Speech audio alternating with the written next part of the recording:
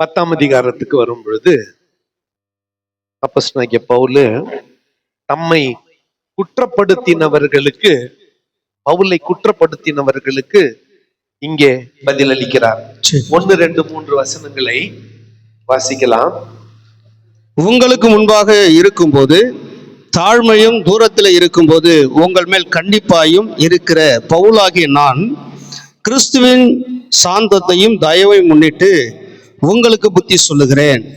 எங்களை மாம்சத்தின்படி நடக்கிறவர்கள் என்று எண்ணுகிற சிலரை குறித்து நான் கண்டிப்பாய் இருக்க வேண்டும் என்று நினைத்திருக்கிற தைரியத்தோடு உங்கள் முன்பாக இருக்கும்போது நான் கண்டிப்புள்ளவனாய் இராதபடிக்கு நீங்கள் எச்சரிக்கையாய் இருக்க உங்களை வேண்டிக் கொள்ளுகிறேன்.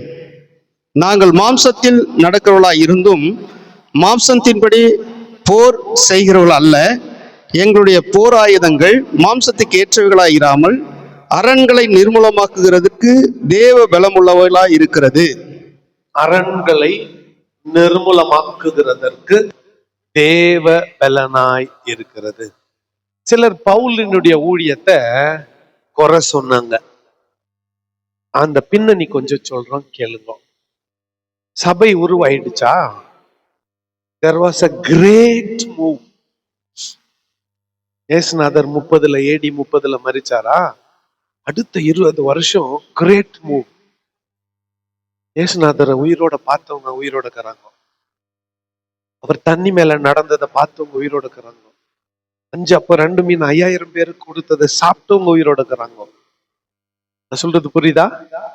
குஷ்டரோகியை சுகப்படுத்தினதை கண்ணுல பார்த்தவங்க உயிரோட இருக்கிறாங்க. அவர் சிலுவையில தொங்குந்த பார்த்தவங்க உயிரோட இருக்கிறாங்க. அவர் கல்லறை திறக்கப்பட்டு உயிரோடு எழுந்ததை பார்த்தவங்க உயிரோட இருக்கிறாங்க. But there was a great move. Effect of Jesus ministry next 40 yearsக்கு AD 70 வரை it was predominant. அது இருந்துச்சு அந்த நாட்கள்ல. இந்த ஊழியம் அந்த நாட்கள்ல இந்த ஊழியம் அப்போ great move in the churches. சபைகளிலே பெரிதான வல்லமையின் கிரியை பவுலின் நிமித்தமா. உங்களுக்கு தெரியும் இல்ல, மேல மேல் வீட்டறையில பிரசங்கம் பண்ணுகிறப்போ ஜன்னல் மேல இருந்து உட்கார்ந்து ஒருத்தன் விழுந்துட்டான். ஐத்திகு விழுந்துட்டான், செத்துட்டான். சுவிசேஷத்துக்கு பங்கம் வந்துடக்கூடாதுன்னுட்டு பவுல் என்ன பண்ணாரு? அவனை உயிரோட கொண்டு வந்தாரு. எத்தனை பேர் இதை பத்தி பேசுறோம்? வெள்ளியும் பொண்ணும் என்னிடத்தில் இல்லை, என்னிடத்துல இருக்கிறதை தருகிறேன். நான் சரி, நாங்க இயேசுவின் நாமத்துல எழுந்து பேதுருவை பத்தி தான் பேசுறோம். முடவனை நல்லா பண்ணது பேசணும். செத்தவனை உயிரோட கொண்டு வந்த பவுல பேசுறது இல்ல. கேட்டா அவன் தூங்குனா செத்தான். நானும் பிரசங்கம் பண்றேன், பவுலும் பிரசங்கம்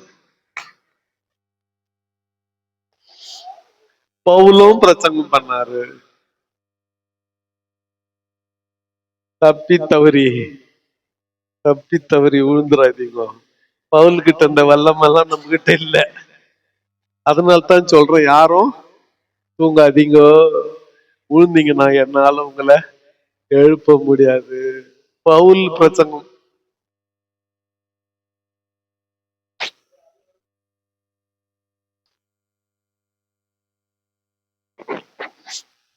நான் மாம்சத்தின்படி ஊழியம் செய்கிறேன் என்று என்னை குறை சொல்லுகிறவர்களுக்கு நான் கண்டிப்பாய் பதில் அளிக்கிறேன். நீங்க அதுல மாட்டிக்காதீங்க. அந்த பதில் உங்களுக்கு அல்ல. யாருக்கு? யார் என்னை குறை சொல்லுகிறார்களோ அவர்களுக்கு. நான் சொல்றது புரியுதா? யார் என் ஊழியத்தை குற்றப்படுத்துறார்களோ அவர்களுக்கு இந்த வார்த்தை. நான் மாம்சத்தின்படி யுத்தம் செய்கிறதில்லை. 4ஆம் வசனம் நினைக்கிறேன். எங்களுடைய போர் ஆயுதங்கள் மாம்சத்துக்கு ஏற்றவளாய் இராமல் அரண்களை நிர்மூலமாக்குகிறது தேவ பலமுள்ளதா இருக்கிறது. தேவ பலமுள்ளதா இருக்கிறது. 7ஆம் வசனத்தை வாசிக்கலாம். வெளி தோற்றத்தின்படி பார்க்கிறீர்களா? ஒருவன் தன்னை கிறிஸ்துக்குரியவன் என்று நம்பினால் தான் கிறிஸ்துக்குரியவனாய் இருக்கிறது போல நாங்களும் கிறிஸ்துக்குரியவர்கள் என்று அவன் தன்னிலே தானே சிந்திக்க கடவன். இப்படி தொல்லத்தொல்லா சர்ட்டு போட்டுக்குன்னு கொஞ்சம் கூட மேட்சிங் இல்லாத பேண்ட் போட்டுக்கின்னு காட்டா மாதிரி உங்க முன்னால நான் நிக்கிறதுனால என்ன குறைச்சி எடை போடுறீங்களா? கோட்டும் சூட்டும் மாட்டின்னு வந்தா என்ன ஏத்துக்குவீங்களா? கோட்டு சூட்டு மாட்டிக்கின்னு டை கட்டிக்கின்னு ஷூ போட்டு உங்க முன்னால எத்தா வந்து நான் நின்னா அப்ப என் ஊழியத்தை ஏத்துக்குவீங்களா? கிறிஸ்து அப்படி இருந்தாரா? நான் கிறிஸ்துவை அல்லவா பிரதிபலிக்க வந்திருக்கிறேன், கிறிஸ்துவை அல்லவா வெளிக்காட்ட வந்திருக்கிறேன். அப்படி இருக்கும்போது அந்த டாம்பிகமான தோற்றத்தை என்கிட்ட ஏன் எதிர்பார்க்கறீங்க? நான் இப்படித்தான், எப்பவும் இப்படித்தான், எங்க போனாலும் இப்படித்தான். நான் இருக்கிற வண்ணமா என்னை ஏத்துக்குனா ஏத்துக்கோ, இல்லைன்னா போய்கிட்டே இரு. நான் இப்படித்தான். உனக்காக நான் என் வேஷத்தை மாத்திக்க மாட்டேன். உனக்காக என்ன நான் மாத்திக்க மாட்டேன். நானு கிறிஸ்துவுக்காக என்ன மாத்திக்குவனே தவிர உனக்காக என்ன மாத்திக்க மாட்டேன். யாருக்கு இந்த வார்த்தையை சொல்றாரு? பவுலை குற்றப்படுத்தினவர்களை. யார குற்றப்படுத்தினவர்களை? பவுலை குற்றப்படுத்தினவர்களை இந்த வார்த்தையை சொல்லி அடக்குறார். கடைசியா 17, 18 வசனங்கள். மேன்மை பாராட்டுகிறவன் கர்த்தரை குறித்து மேன்மை பாராட்ட கடவன். மேன்மை பாராட்ட யாராவது நினைச்சா அவன் கர்த்தரை குறித்து மேன்மை பாராட்ட கடவன். தன்னைத்தான் புகழ்கிறவன் உத்தமன் அல்ல, தான் புகழுகிறவன் உத்தமன் அல்ல, உத்தமன் அல்ல, கர்த்தரால் புகழப்படுகிறவனே உத்தமன். கர்த்தரால் புகழப்படுகிறவனே. உன்ன என்ன வேணும்? சர்டிபிகேட் நீயே உனக்கு குத்துக்கிறது இல்ல. நான் யார் தெரியுமா? என் பேக்ரவுண்ட் என்ன தெரியுமா? நான் எவ்வளவு அழகா பாட்டு பாடுவேன் தெரியுமா? நான் எவ்வளவு அழகா டான்ஸ் ஆடுவேன் தெரியுமா? நான் எவ்வளவு அழகு தெரியுமா? அதை நீ சொல்லக்கூடாது, பாக்குற நாங்க சொல்லணும். நம்ம தானே. நீ கொடுக்குற சர்டிபிகேட் எனக்கு வேண்டாம். என் ஆண்டவர் எனக்கு சர்டிபிகேட் கொடுத்தாருன்னா அது போதும். தன்னைத்தான் புகழுகிறவன் உத்தமன் அல்ல, கர்த்தரால் புகழப்படுகிறவனே உத்தமன். கர்த்தரால் புகழப்படுகிறவனே. ஐயா, ஆண்டவர் உன்னை பாராட்டுவாரா?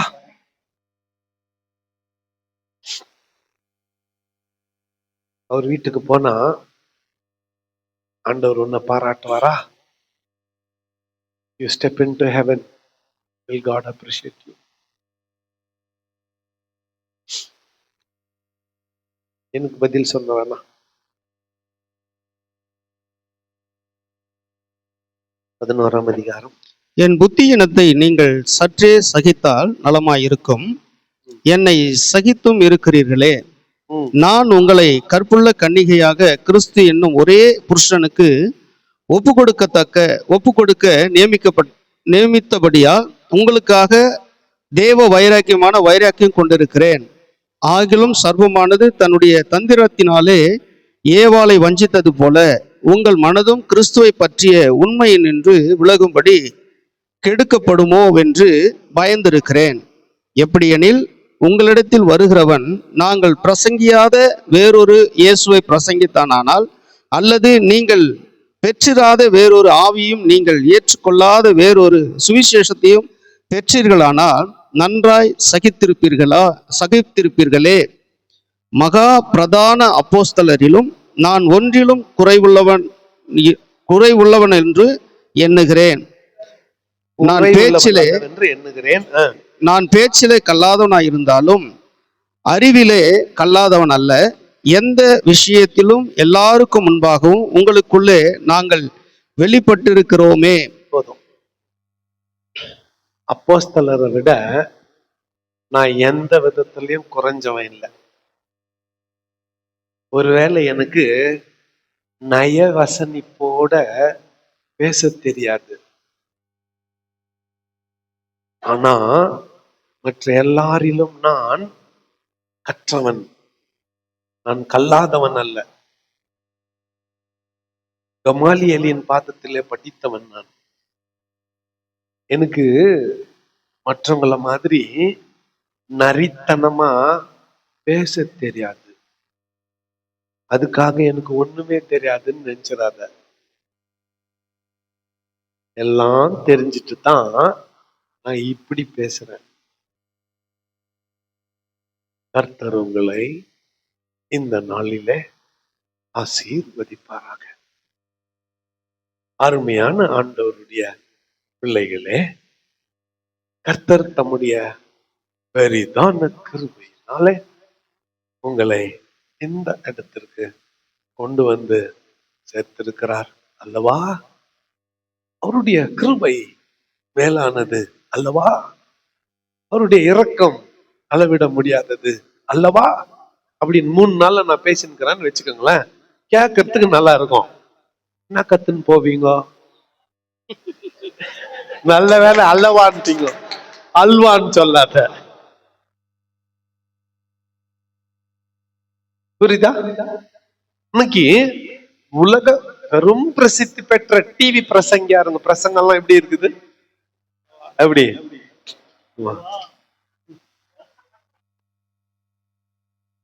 அதைத்தான் விரும்பி நான் வாய் திறந்து கண்ணுகிறீங்க. எனக்கு அப்படியெல்லாம் பேச வராது. அதனால உங்க எல்லாருடைய பகையும் இன்னைக்கு நான் சம்பாதிச்சுக்கணும். எத்தனை பேர் இன்னைக்கு பங்காரப்பேட்டில டீ குடிக்கிறதுல என்ன திட்டின்னு போக போறீங்களோ? கடவுளுக்கு தான் வெளிச்சம். பெரிய மீட்டிங் எல்லாம் நடக்க போகுது. நேர்ல என்கிட்ட என்னை பத்தி சொல்ல முடியாததெல்லாம் பங்காரப்பேட் ஸ்டேஷன்ல டீ குடிச்சுன்னு போண்டா சாப்பிட்டுன்னு சொல்ல போறீங்க. 1.5 hour பஸ் முன்னால போயிட்டே கூட்டம் கூட்டமா நின்று இந்த 3 நாள் மீட்டிங் பத்தி பேச போறீங்க. என்னால பேசினா என்ன ஒன்னும் பண்ணாது. அது எந்த விதத்துல என்ன பண்ணாது, பாதிக்கப்படாது. நான் பேச்சிலே கல்லாதவனா இருந்தாலும் அறிவிலே கல்லாதவன் அல்ல.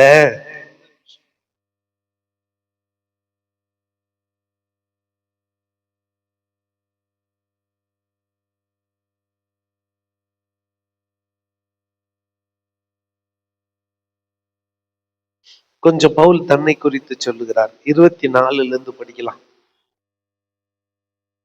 யூதர்களால் ஒன்று குறைய 40 அடியாக 5 தரம் அடிப்பட்டேன். 3 தரம் மிலாறுகளால் அடிப்பட்டேன். 1 தரம் கல்லெறியுண்டேன். 3 தரம் கப்பர் சேதத்தில் இருந்தேன். கடலிலே ஒரு ராப்பகல் முழுவதும் போக்கினேன். அநேக தரம் பிரயாணம் பண்ணினேன். ஆறுகளால் வந்த மோசங்களிலும் கல்லர்களால் வந்த மோசங்களிலும் என் சுய ஜனங்களால் வந்த மோசங்களிலும் அந்நிய ஜனங்களால் வந்த மோசங்களிலும் பட்டணங்களில் உண்டான மோசங்களிலும் வனாந்தரத்தில் உண்டான மோசங்களிலும் சமுத்திரத்தில் உண்டான மோசங்களிலும் கள்ள சகோதரிடத்தில் உண்டான மோசங்களிலும் பிரயாசத்திலும் வருத்தத்திலும் அநேக முறை கண்விழிப்புகளிலும் பசியிலும் தாகத்திலும் அநேக முறை உபவாசங்களிலும் குளிரிலும் நிர்வாணத்திலும் இருந்தேன். இவை போதும். மனசாட்சி தொட்டு சொல்லுங்க, உங்க கீரை யாராவது இந்த மாதிரி சுவிசேஷத்தின் நிமித்தம் பாடுபட்டவர்கள் உண்டா?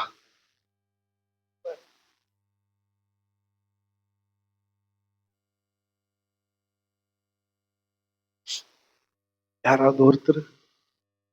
39 அடி யூத ஜாட்டி 3 அடி தான் இப்படி கட்டி வச்சுட்டு அடிப்பாங்க. ஏசுநாதர் வாங்கின ரோமன் விப்பிங் இல்ல, ரோம சாட்டி அடையில, யூதர்கள் பயன்படுத்துகிற சின்னது, அது வெறும் வாரினால் ஆனது. தப்பு பண்ண இப்படி பண்ணால் நிக்கணும், முதுக பதம் பார்த்துருவாங்க. அப்போ அடுத்த 40 நாள் மல்லா கட்சி படுக்க முடியாது. நெக்ஸ்ட் 40 days எப்படி படுக்க முடியாது? புண்ணாயிடும், ஒரு கழிச்சு தான் படுக்கணும். அடுத்து அவர் கடந்து வந்த காரியங்களே 5 முறை அது மாதிரி அடி வாங்கின, 3 முறை மிலாறுல அடிச்சாங்க. அது இன்னொன்னு சாட்டை இல்ல, குச்சி இலையெல்லாம் உதிர வச்சுட்டு நிக்கிது துள்ளுர் மாதிரி குச்சி, அதுல அடிச்சாங்க. எத்தனை முறை? 3 முறை. 1 முறை கல் எறிஞ்சாங்க. 3 முறை கப்பல் சேதத்துல மாட்டுன, கடல்ல ஒரு ராத்திரி பகல் முழுசும் மெதிக்கினே இருந்தேன். கப்பல் சேதம் வந்துச்சு. உயிர் காப்பான் ஒரு சின்ன இதுல பலகையில ராத்திரி பகல்னு 24 மணி நேரம் உப்பு தண்ணியிலே மிதந்து நின்ற நிறைய பிரயாணம். திடீர்னு ஆத்துல பெருவெள்ளம் வந்துடும், அதுல தப்பிச்சுக்கினேன். திருடனுங்க கிட்ட தப்பிச்சுக்கினேன்.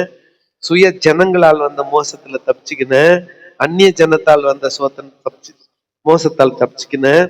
பட்டணத்துல வந்த மோசத்தால தப்பிச்சுக்கினேன். சமுத்திரத்துல உண்டான மோசத்தால தப்பிச்சுக்கிட்டேன். கூடவே இருந்து குழி பறிச்ச கள்ள சகோதரர்களின் மோசத்தால தப்பிச்சுக்கினேன்.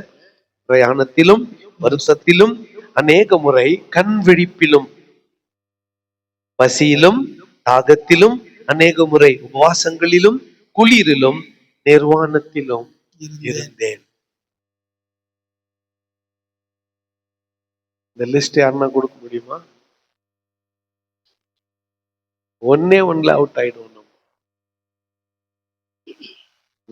ஒரு முறை என்ன கட்டி வச்சு அடிச்சாங்கன்னு வச்சுவா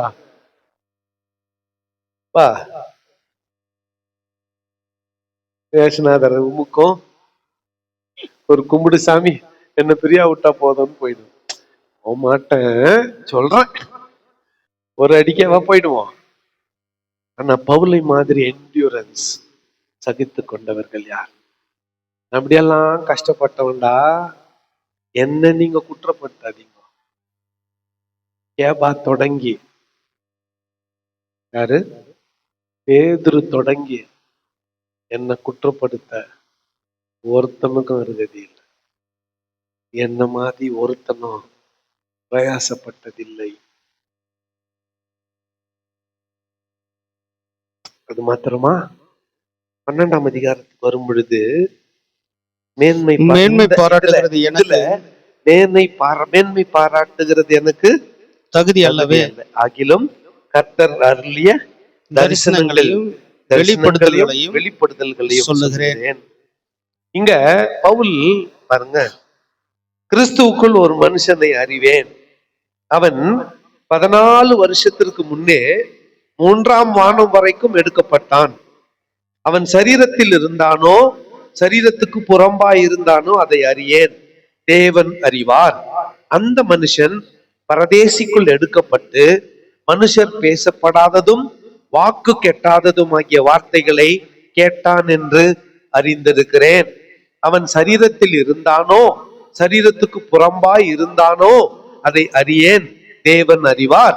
இப்படிப்பட்டவனை குறித்து மேன்மை பாராட்டுவேன். ஆனாலும் என்னை குறித்து என் பலவீனங்களிலே அன்றி வேறென்றிலும் மேன்மை பாராட்டேன். சத்தியமானதை நான் பேசுகிறேன். நான் மேன்மை பாராட்ட மனதாய் இருந்தாலும் நான் புத்தியினன் அல்ல. ஆனாலும் ஒருவனும் என்னிடத்தில் காண்கிறதற்கும் என்னாலே கேட்கிறதற்கும் மேலாக என்னை எண்ணாதபடிக்கு அப்படி செய்யாதிருப்பேன். இது யாரை பத்தி சொல்றாரு? அவரை பத்தி தான் சொல்றாரு. நல்லா கவனிச்சுக்கோ. பவுல் எது வரலும் போனாரு? 3ஆம் வானம் தாண்டி எங்க போனாரு? பரலோகத்துக்கா பரதேசிக்கா? பவுல் எங்க போனாரு சொல்லுங்க சத்தமா. பரலோகத்துக்கு போனேன்னு டிவில உட்காந்து சொல்றாங்களா அவங்க எல்லாம்?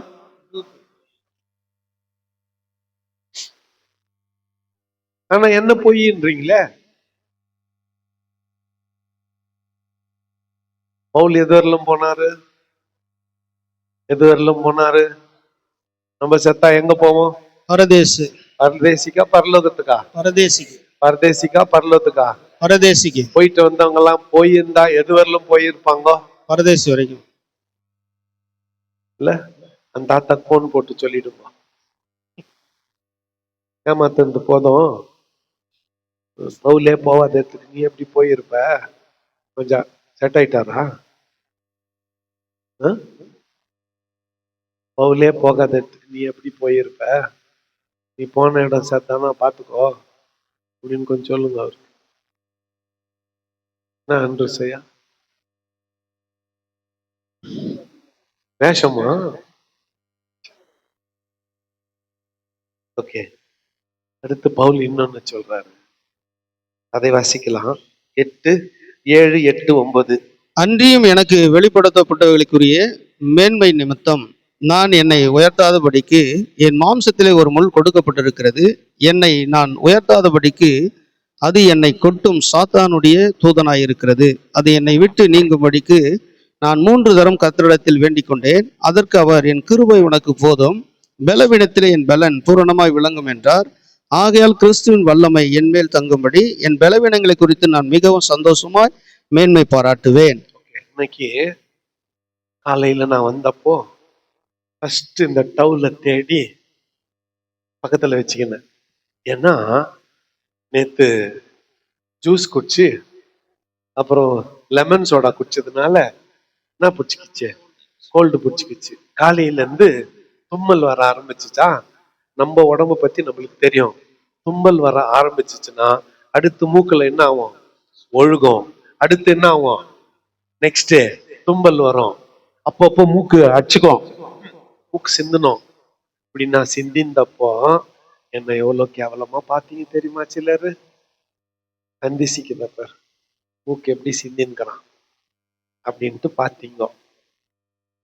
இது பரவாயில்ல. பவுலுக்கு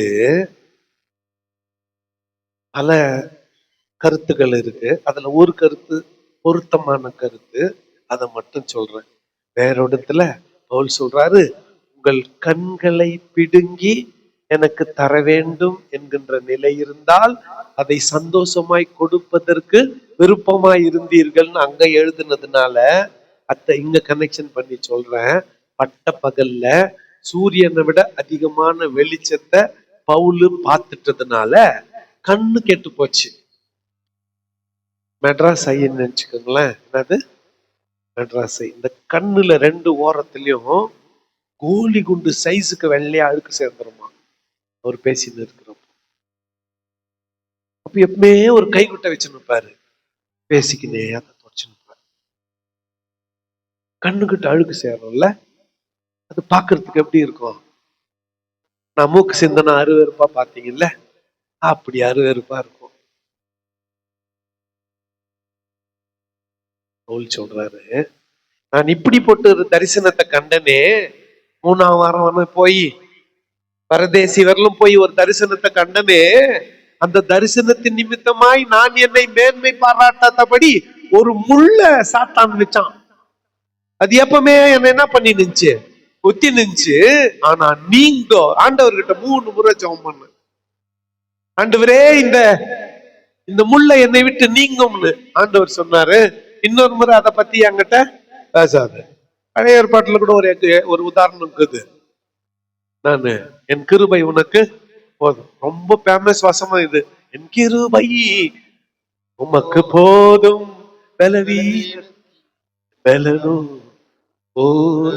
எதுக்கு சொன்னாரு? நோவு நல்லாயிட்டதுக்காக இல்ல, நோவை நல்லா பண்ணாம சொன்னாரு. ஹீலிங் குத்துட்டு இல்ல, ஹீலிங் ரிஜெக்ட் பண்ணிட்டு சொன்னாரு. கண்ணு அழுக்கு வர்றத பத்தி இன்னொரு வாட்டி என்கிட்ட பேசாத. என் கிருபை உனக்கு சுகம் வேணுமா, கிருபை வேணுமா? சுகம் வேணுமா, கிருபை வேணுமா?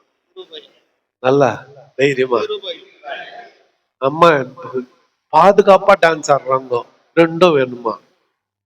எதுதான் சுகமோ கிருபையும்? ஜீவனை பார்க்கல கிருபை மேல ஆயிட்ட பிறகு ஜுரம் என்ன, தல் நோவு என்ன, இடுப்பு நோவு என்ன, கண் நோவு என்ன, காது நோவு என்ன, மூக்கு நோவு என்ன, எந்த நோவு இருந்தாலும் இருந்து போச்சு. என் கிருபை உனக்கு போதும், உன்னுடைய பலவீனத்தில் என்னுடைய பலன் பூரணமா இல்லை. இது பவுல்ல குத்துற ஒரு முள்ளா இருந்துச்சு. ஆண்டவர் அந்த ஜெபத்தை கேட்கல.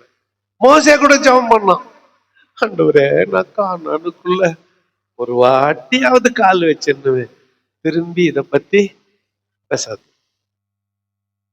நான் சொன்னதுதான், திரும்பி இத பத்தி பேசாது. ஆனா 2000 வருஷம் கழிச்சு இயேசுநாதர் வந்த போது அதே மவுண்ட் டிரான்ஸ்பிகரேஷன்ல சொல்லுங்க, மோசேயினுடைய கால்கள் பட்டது. 2வது, நம்ம மேன்மை பாராட்டுகிறது நமக்கு தகுதி அல்ல. கர்த்தர் கொடுக்கிற தரிசனங்களை குறித்து கூட மேன்மை பாராட்டக்கூடாது. அதெல்லாம் கொஞ்சம் பாருங்களேன். சில பிரசங்கியா இருக்கிறாங்க, கர்த்தர் என்னை கடந்த இரவு 3 மணிக்கெல்லாம் எழுப்பினார். என்னத்துக்கு?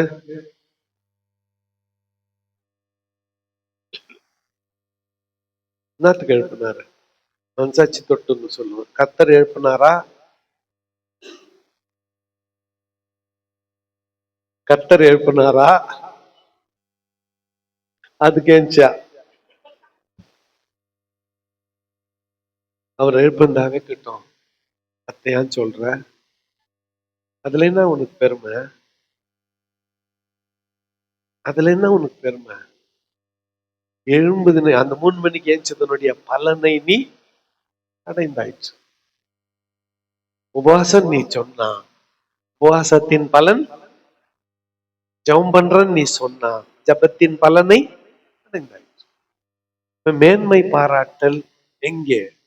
நான் கண்ட இந்த தரிசனத்தை குறித்து மேன்மை பாராட்டக்கூடாது என்று என் சல்லித்துல எப்பவுமே என்ன இருக்கிறது?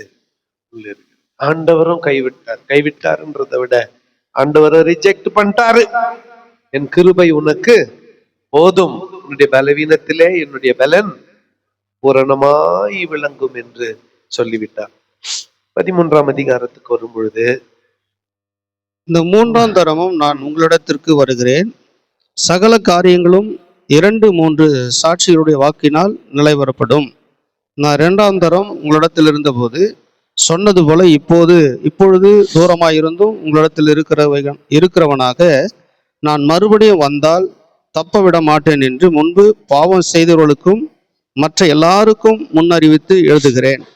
கிறிஸ்து எனக்குள்ளே பேசுகிறார் என்பதற்கு அந்த அத்தாட்சி தேடுகிறார்களே. அவர் உங்களிடமாய் பலவீனர் அல்ல, உங்களிடத்தில் வல்லவருமாய் இருக்கிறார்.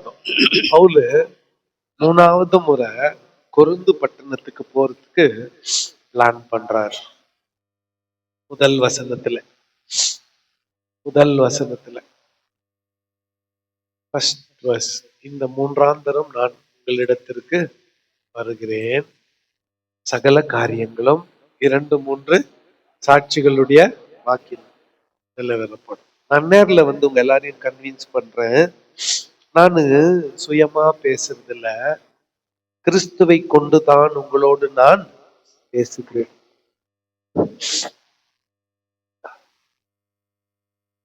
எட்டாம் வசனம், நாங்கள் பலவீனரும் சத்தியத்திற்கு விரோதமாக ஒன்றும் செய்யக்கூடாமல் ஒன்றும் செய்ய முடியாது, சத்தியத்திற்கு அனுகூலமாகவே செய்யக்கூடும். எங்களால சத்தியத்துக்கு அனுகூலமாக மாத்திரம் தான் செய்ய கூடும். ஆனதால் 10ஆம் வசனத்துல ஆனதால் இடித்து போட வல்ல போடுவதற்கல்ல, ஊன்ற கட்டவே கர்த்தர் எனக்கு கொடுத்த அதிகாரத்தின்படி நான் உங்களிடத்தில் வந்திருக்கும் போது கண்டிதம் பண்ணாதபடிக்கு நான் தூரமாயிருந்து இவைகளை எழுதுகிறேன். ஒரு முறை எழுதி என்ன ரிஜெக்ட் பண்ணிட்டீங்க, திரும்பவும் நீங்க என்ன ரிஜெக்ட் பண்ண கூடாது. நான் இடிக்கிறதுக்கு வரலப்பா, நான் யாரு? நான் ஊன்றி கட்டுவதற்காக வருகிறவன்.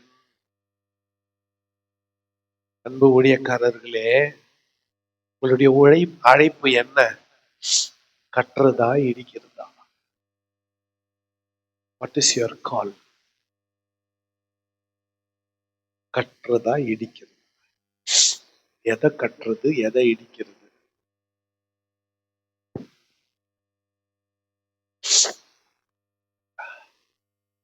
கடைசியாக சந்தோஷமாயிருங்கள், நற்சீர் பொருந்துங்கள், ஆறுதல் அடையுங்கள், ஏக சிந்தையாயிருங்கள், சமாதானமாயிருங்கள். அப்பொழுது அன்புக்கும் சமாதானத்துக்கு காரணராகிய தேவன் உங்களோடு கூட இருப்பார். ஒருவரை ஒருவர் பரிசுத்த முத்தத்தோடு வாழ்த்துங்கள். பரிசுத்தவான்கள் எல்லாரும் உங்களுக்கு வாழ்த்துதல் சொல்லுகிறார்கள். கர்த்தராகிய இயேசு கிறிஸ்துவின் கிருபையும் தேவனுடைய அன்பும் பரிசுத்த ஆவியினுடைய ஐக்கியமும் உங்கள் அனைவரோடும் கூட இருப்பதாக. ஆமென். எப்படி முடிக்கிறாரு?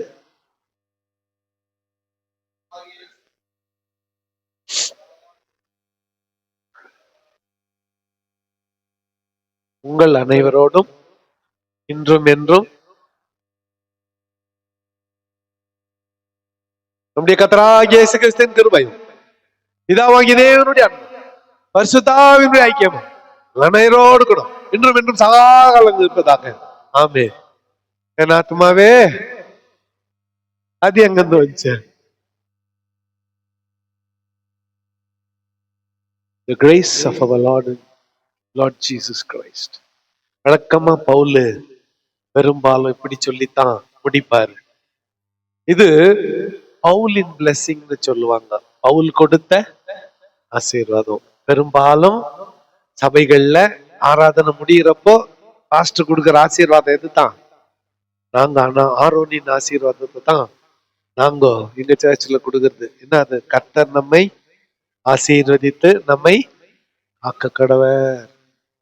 கர்த்தர் தம்முடைய முகத்தை உன்மேல் பிரகாசிக்க பண்ணி உண்மையேல் கர்த்தர். அதுவும் ஏறத்தாழ ஒண்ணுதான். அது ஆரோன் கொடுத்தது, இது பவுல் கொடுத்தது. கடைசியாக சகோதரரே சந்தோஷமாயிருங்க, நற்சீர் பொருந்துங்கள். விட வேண்டியதை விட்டு சீர் பொருந்த வேண்டியதுல சீர் பொருந்துங்கள். ஆறுதல் அடையுங்கள், ஏக சிந்தையாயிருங்கள். சண்டை போட்டுக்காதீங்க. ட்ரெயின்லயே ஒருத்தரு திட்டிக்காதீங்க. ட்ரெயின்லயே கெட்ட வார்த்தை பேசிக்காதீங்க. பைபிள்ல அடிச்சுக்காதீங்க. சீட்டை பஸ்ல புடிச்சுக்காதீங்க. ஓடி போய் பேக வச்சு இடம் பிடிக்காதீங்க. சமாதானமாயிருங்கள். அப்பொழுது அன்புக்கும் சமாதானத்துக்கும் காரணராகிய தேவன் உங்களோடு கூட எப்பவுமே இருக்க மாட்டாரு. இதுல சொன்னபடி செஞ்சாதான் இருப்பாரு. ஆண்டவராகிய இயேசு கிறிஸ்துவின் கிருபையும் பிதாவாகிய தேவனுடைய அன்பும் பரிசுத்த ஆவியானவருடைய வாக்கியமும் உங்கள் அனைவரோடு கூட இருப்பதாக. ஆமென். கர்த்தர் தாமே இந்த வார்த்தைகளை நமக்கு ஆசீர்வதிப்பார். ரெண்டு விஷயங்கள் கேள்விகள் நான் விளக்கிடணும். 1 கொரிந்தியர் 15ஆம் அதிகாரத்துல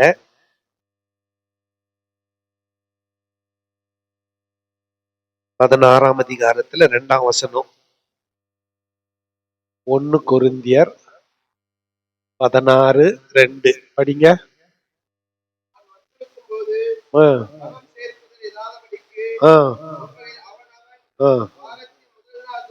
போதும்.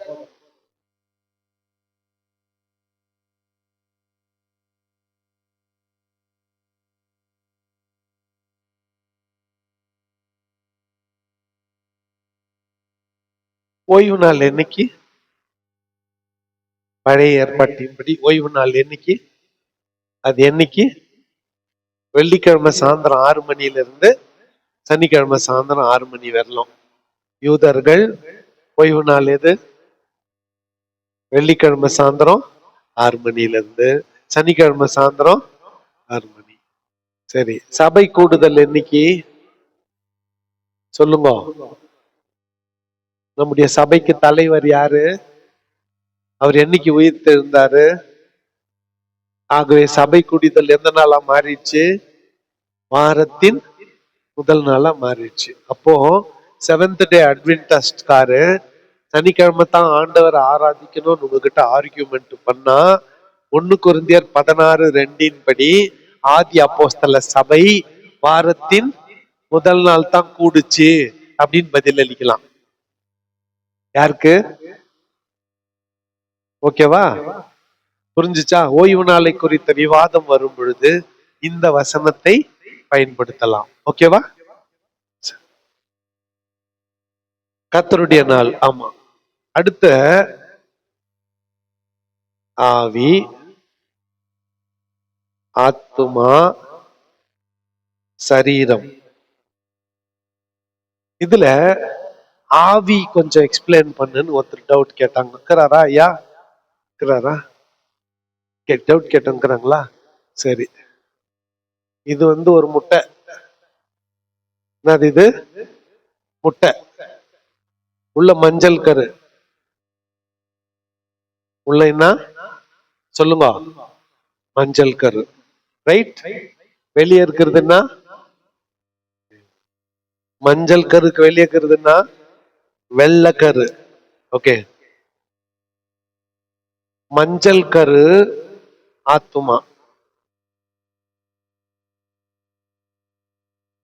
வெள்ளை கரு சரீரம். இந்த ரெண்டுத்தையும் சேர்த்து பிடிக்கிற முட்டை ஓடு உயிர், ஆவி. எது ரெண்டுத்தையும் சேர்த்து பிடிக்கிறது? ஆத்மாவையும் சரீரத்தையும். முட்டை ஒஞ்சிச்சு, முட்டை ஓடு ஒஞ்சிச்சுன்னா வெள்ளைக்கரும் மஞ்சள் கரும் தரையில ஊத்திட்டு கோழி குஞ்சு உருவாகிறது இல்ல. அப்போ எப்படி ஆவிய புரிஞ்சுக்கிறதுனா, இந்த உயிர் தான் இந்த சரீரத்தையும் இந்த ஆத்மாவையும் சேர்த்து பிடிச்சுக்குது. ஆயுசு நாள் முடிகிறப்போ ஆவி தன்னை தந்த தேவனிடத்துல போயிடும். ஆவியும் ஆத்மாவையும் பெருசா பிரிக்க முடியாது. ஒரு தின் லைட் தான் ஆவிக்கும் ஆத்மாக்கும் மத்தியில. ஏறத்தாழ ஆவியும் ஆத்மா ஒன்னா தான் இருக்கும், சரீரம் தான் மாறுபடும். புரிஞ்சுச்சா? இப்ப புரிஞ்சுச்சா ஐயா? உயிர் தான் இந்த சரீரத்தையும் ஆத்மாவையும் சேர்த்து பிடிச்சுக்குது. போறப்போ அந்த உயிர் ஆத்மாவை கூட கூட்டுன்னு போயிட்டு சரீரம் எங்க போயிடுது? இதுதான் நம்முடைய 3 காம்பனன்ட்ஸ்: ஆவி, ஆத்மா, சரீரம். ஓகேவா? சரி. 1 கொரிந்தியர் 2 கொரிந்தியர்ல டவுட் எதனா இருந்தா கேளுங்க.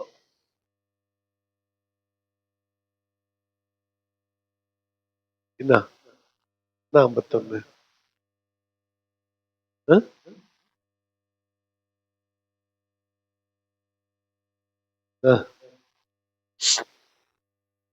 இன்னும் ஒரு பாடம் முடிக்கலையே.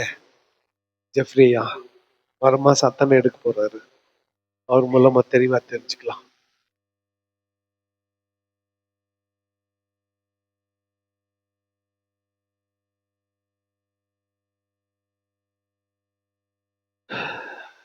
ஓகே, ஃபர்ஸ்ட் போறத பத்தி யோசிக்கலாம். ஃபர்ஸ்ட் போனா தானே நம்ம வர முடியும். நம்ம எல்லாருக்கும் ஒரு டேட் ஆண்டவர் குறிச்சு வச்சுக்கிறாரு. நம்ம எல்லாருக்கும் இல்ல, அம்மாவா இல்லையா? போறதுக்கு ஒரே நாள்ல இல்ல, தனித்தனியா. ஒருவேளை அவருடைய வருகை சம்பவிக்குமானால் ஒரே நாள்ல. இப்போ உயிர்ப்பிக்கப்படுகிறது ஒரு ப்ராசஸ், இமைப்போது தான். பட் உதாரணத்துக்கு ஆதாம் எப்ப செத்தாரு? ஆதாம் எப்ப செத்தாரு? ஒரு 5000 வருஷத்துக்கு முன்னால. ஆபிரகாம் 4000 வருஷத்துக்கு, மோசே 3000 வருஷத்துக்கு, தாவீது 2500 வருஷத்துக்கு, யோவான் 2000 வருஷம், பவுலு 1900 வருஷத்துக்கு. இவங்கெல்லாம் இப்படி முன்னால போயிட்டு இருக்கிறாங்க. உயிர்ப்பிக்கப்படணும். எப்படி போனாங்களோ அப்படியே உயிர்ப்பித்துன்னு வருவாங்க. இது ஒண்ணு அவங்க நேத்து நம்ம நாளைக்கு இல்ல, அதே வரிசையில அப்படியே. என்ன சொல்றது, நான்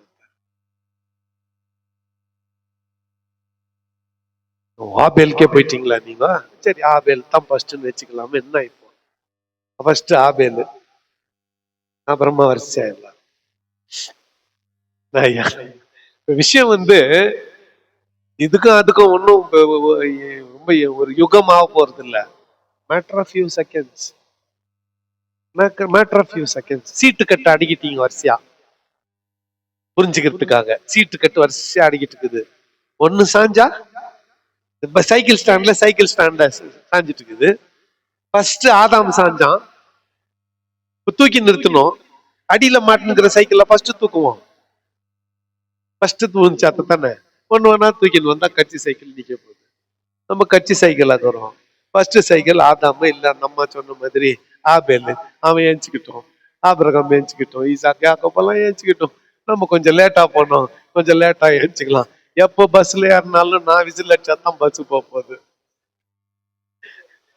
யாரு ஃபர்ஸ்ட் ஏறினா லாஸ்ட் ஏற, தன் தன் வரிசையிலன்றது ஒரு பழமொழி. என்னன்னா முந்தி முந்தி மரித்தவர்கள் முந்தி எழுந்திருக்கும்.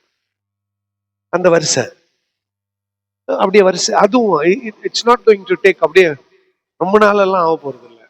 ரொம்ப ஃபிராக்ஷன் ஆஃப் செகண்ட்ஸ் தான். எல்லாம் டக்கு டக்கு டக்குன்னு உயிரோடு எழுந்திருக்க போகிறோம். ஆகவே அதைத்தான் பவுல் வந்து அந்த அவன் தன் தன் வரிசையிலே அப்படின்னா நம்ம எல்லாருக்கும் நேரம் குறிச்சிருக்காரு இல்லையா ஆண்டவர். அந்த வரிசையில எந்திரிக்க போறோம். எந்திரிச்சு ஆண்டவருக்கு கணக்கு ஒப்புவிக்க போறோம். நியாய தீர்ப்பு அடைய போவதில்லை. இயேசுவை ஏற்றுக்கொண்டவர்கள் கணக்கு ஒப்புவிக்க போறோம். வேற சரி எஞ்சிக்கலாம்.